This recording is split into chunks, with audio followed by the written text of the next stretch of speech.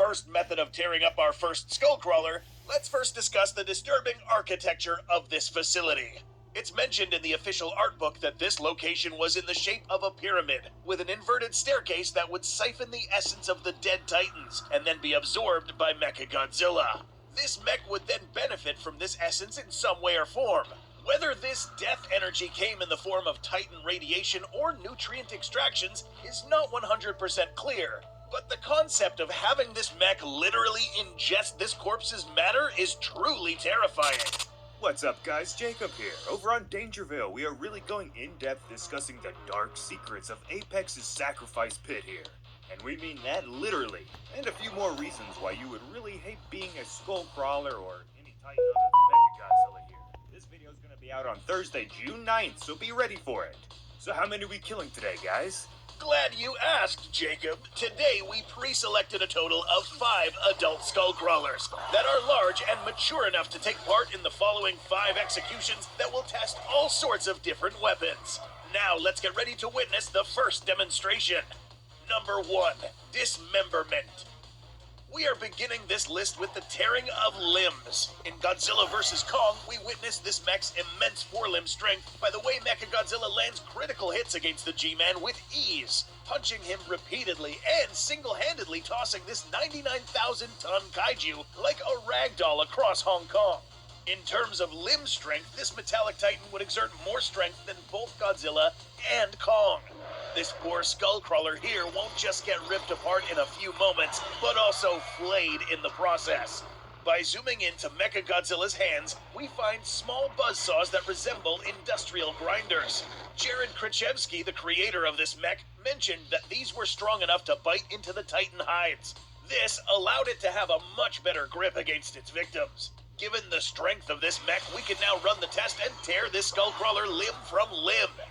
As we can see, Mechagodzilla's limbs are so strong that they could literally tear the SkullCrawler's limbs straight from the sockets.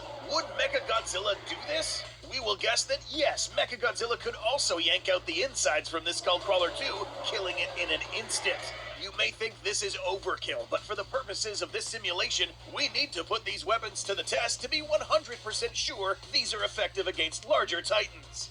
Also, don't forget that during this testing phase, Mechagodzilla would have been controlled via psionic link, taking commands from a human pilot, in this case, Ren Serizawa. So even if these moves looked a little bit too human-like, it would be because there is in fact a human behind all of these tests. Number 2, meat grinders. While we dispose of this corpse, let's introduce you to another weapon, the meat grinders. These aren't the ones on its hands, these are the grinders found inside its mouth. Yes, these here are rotating discs that when put in contact with any fleshy tissue will bite into it and turn it into ground meat. We were unfortunate to not see this in live action, but that's why we are here to show you. In this second demonstration, Mechagodzilla would have this titan stretched out in a position where it could use its mouth grinders. A good place to test it would be here. These grinders would now begin peeling the outer layer of skin, followed by the outward layers of flesh, veins, and grind right through this creature's windpipe. The blood loss would have killed this SkullCrawler in no time. So far, we have covered 2 melee weapons. Now let's switch gears and test some ranged weaponry. Number 3, explosive weaponry. Testing weapons such as missiles in a closed facility is risky, but note that this is no ordinary base. In the film, we see that certain areas of this facility were resistant to powerful blasts, such as the proton screen, and remained relatively intact, so it's safe to test some puny missile weapons here. Our third subject will now be eliminated at range. Let's now focus on where these missile launchers are located. We witnessed 2 locations where these were placed, the shoulder-railed missile launchers along its back, and some smaller launchers hidden on its shoulders. But that's not all. Krichevsky also mentioned that Mechagodzilla would have had extra missile launchers hidden in its chest, making this creature well equipped to launch a forward barrage of missile fire. In this scenario, the technology that will need testing would be Mechagodzilla's ability to direct and target the vulnerable areas of this SkullCrawler.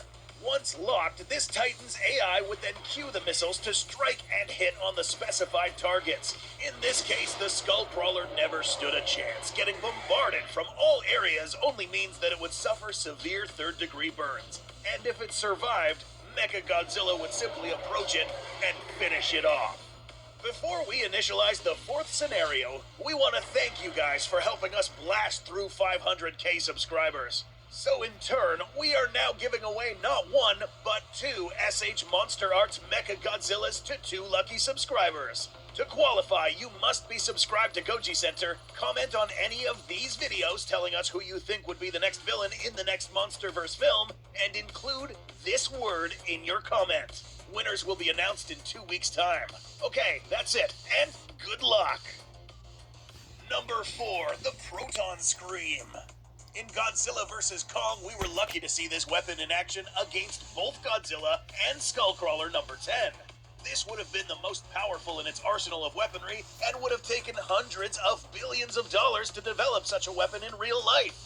Which is why it was imperative for this weapon to go through many rounds of testing to ensure that it was effective and powerful enough to inflict damage against all kaiju.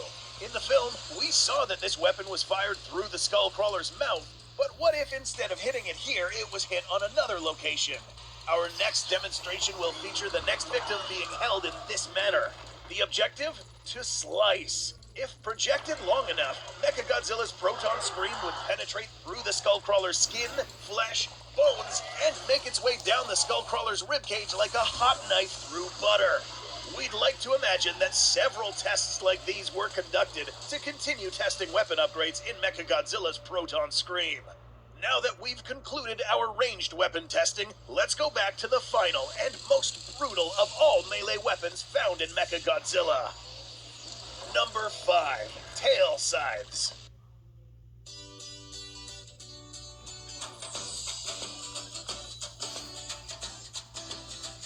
Number 5, Tail Scythes. The last weapon we are going to test today is found at the very tip of its tail. These 2 spikes can spin and split into 2 additional sides, forming a 4-bladed weapon that spins at high speeds, giving it high piercing and liquefying power.